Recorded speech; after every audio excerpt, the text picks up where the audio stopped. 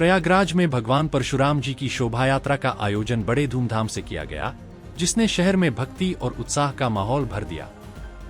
यह यात्रा भगवान परशुराम के जीवन और उनके आदर्शों को श्रद्धा और उल्लास के साथ प्रस्तुत करने का एक उत्कृष्ट प्रयास था, जिसने हजारों श्रद्धालुओं को आकर्षित किया। विस्तार से कहें तो अक्षय तृतीया के पावन अवसर पर भगवान परशुराम जी की जयंती के उपलक्ष्य में प्रयागराज शहर भक्ति और उल्लास से सराबोर हो गया। इस शुभ अवसर पर एक भव्य शोभा यात्रा का आयोजन किया गया, जिसमें सैकड़ों श्रद्धालुओं ने पूरे श्रद्धा भाव से भाग लिया।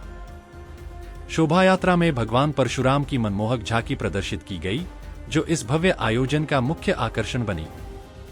एक सजे हुए रथ पर भगवान परशुराम की विशाल और भव्य प्रतिमा विराजमान थी, जिसे फूलों और आभूषणों से सजाया गया था। भक्तजन जय परशुराम के जयकारे लगाते हुए रथ के चारों ओर चल रहे थे। उनकी आवाजें आसमान में गूंज रही थी। वातावरण भक्ति गीतों, पारंपरिक ढोल नगाड़ों और शंख की मधुर ध्वनि से गुंजायमान था, जिससे माहौल और भी अधिक भक्तिमय, उत्साहपूर्ण और जीवंत हो गया था। कई भक्तजन पारंपरिक परिधानों में सजे हुए थे और भगवान परशुराम के जीवन से जुड़ी कहानियों का प्रदर्शन कर रहे थे। शोभा यात्रा के मार्ग में विभिन्न स्थानों पर धार्मिक अनुष्ठान आयोजित किए गए, जिनमें भगवान परशुराम की आरती, मंत्रोच्चार और भजनों का गायन शामिल था। श्रद्धालुओं ने भगवान परशुराम से आशीर्वाद प्राप्त किया और सनातन धर्म के मूल्यों, नैतिकता और आदर्शों का पालन करने का संकल्प लिया। कई लोगों ने निर्धनों और जरूरतमंदों को भोजन और वस्त्र दान किए, जो भगवान परशुराम के करुणा और दान के संदेश को दर्शाता है। इस भव्य आयोजन में स्थानीय नेताओं, समाज सेवियों, विभिन्न राजनीतिक दलों के प्रतिनिधियों और ब्राह्मण समाज के सदस्यों ने भी सक्रिय रूप से भाग लिया।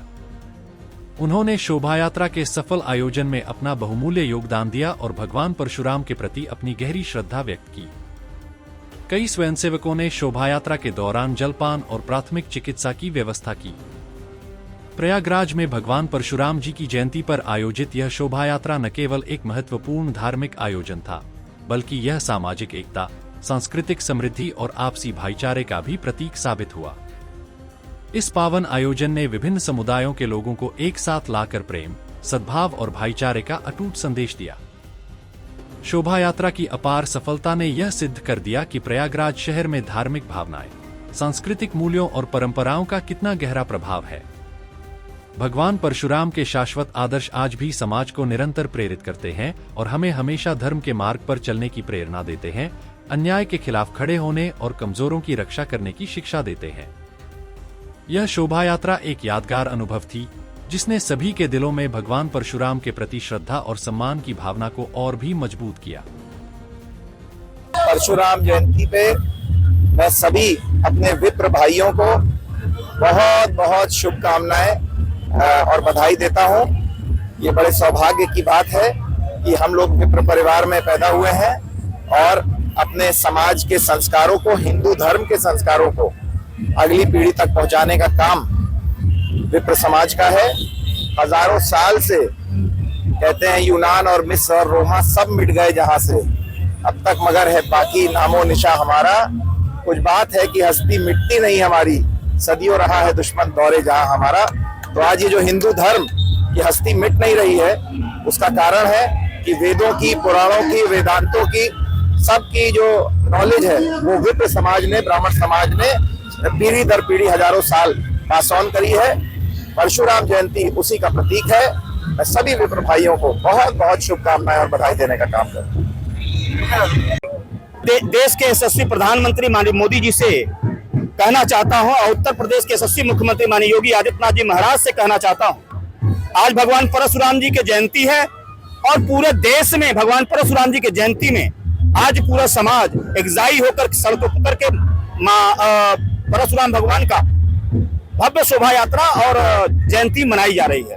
मैं यशस्वी मुख्यमंत्री और देश के यशस्वी प्रधानमंत्री मोदी जी से कहना चाहता हूं, जिस दिन आपका एक आह्वान होगा कि बॉर्डर पे हमारे लिए, देश के लिए खड़ा होने के लिए, तो मैं पूर्ण विश्वास के साथ प्रयागराज की धरती से कहना चाहता हूं, पूरा प्रयागराज की धरती के सभी लोग और देश के उत्तर प्रदेश के सभी लोग बॉर्डर पे फरसा, जो भी हथियार होगा, जैसा आपका आदेश होगा, पूरा समाज एकजाई होके बॉर्डर पे चलने का काम करेगा और पीओके के साथ साथ पाकिस्तान को भारत में मिलाने का कार्य होगा। और आपके मीडिया के माध्यम से इस जयंती में कहना चाहता हूं कि पाकिस्तान का जो रोल रहा है वो किसी से छुपा नहीं है, विश्व बैंक से भी लोगों से नहीं छुपा है। तो माननीय मोदी से पूरा देश आह्वान करता है, निवेदन करना चाहता है कि इस बार का ये लड़ाई पाकिस्तान अपने नक्शे से हट जाना चाहिए, ऐसा निवेदन पूरा भारतीय समाज करना चाहता है। डॉक्टर श्याम प्रकाश, प्रयागराज।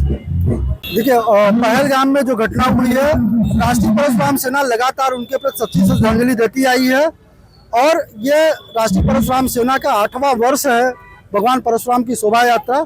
और शोभा यात्रा के माध्यम से में भी पहलगाम में जिन लोगों की हत्या आक्रांताओं द्वारा की गई है, मैं इस भगवान परशुराम जो थे वो धर्म और न्याय के देवता थे, उन्होंने धर्म स्थापना के लिए ही सारी लड़ाई लड़ी थी। तो ये यात्रा जो भगवान परशुराम की शोभा यात्रा है उन लोगों के लिए है जिन्होंने अपनी जान खोई है, उनके आक्रांताओं ने धर्म देख करके जिनको हत्या की है, तो उनके लिए ही ये शोभा यात्रा है। उन्हीं के ऊपर सच्ची श्रद्धांजलि के रूप में इस बार की शोभा यात्रा समर्पित है। और भगवान परशुराम तो द्वापर, त्रेता और कलयुग तीनों में विद्यमान थे और अभी भी यहाँ पे हैं और वो एकता और धर्म स्थापना के लिए जाने जाते हैं। तो हम उनको रोल मॉडल के तौर पर अपनी एकता और अपनी अखंडता को बनाए रखने के लिए भी भगवान परशुराम की शोभा यात्रा निकाली जा रही है। तो सेना को बिल्कुल, अगर जरूरत पड़ेगी तो राष्ट्रीय परशुराम सेना का एक एक व्यक्ति अपना खून, अपनी जान देने को तैयार है और ये देश पहले भी अखंड था और आगे भी अखंड रहेगा। और खासतौर राष्ट्रीय परशुराम सेना जो ब्राह्मणों का संगठन है, ब्राह्मण जो है बलिदान के लिए जाने जाते हैं और हमेशा त्याग और बलिदान के ही दिया है ब्राह्मणों ने इस देश को बचाने के लिए, उस सनातन सभ्यता को बचाने के लिए। तो आगे भी जब जरूरत पड़ेगी राष्ट्रीय परशुराम सेना पूरे भारतवर्ष में कार्य कर रही है, 26 राज्यों में काम कर रही है और आगे भी वो इस तरह के कभी भी जरूरत पड़ेगी तो वो अपना खून, अपना जान देने को तैयार रहेगी। मैं विमल तिवारी, राष्ट्रीय अध्यक्ष, राष्ट्रीय परशुराम सेना, ब्रह्मवाहिनी।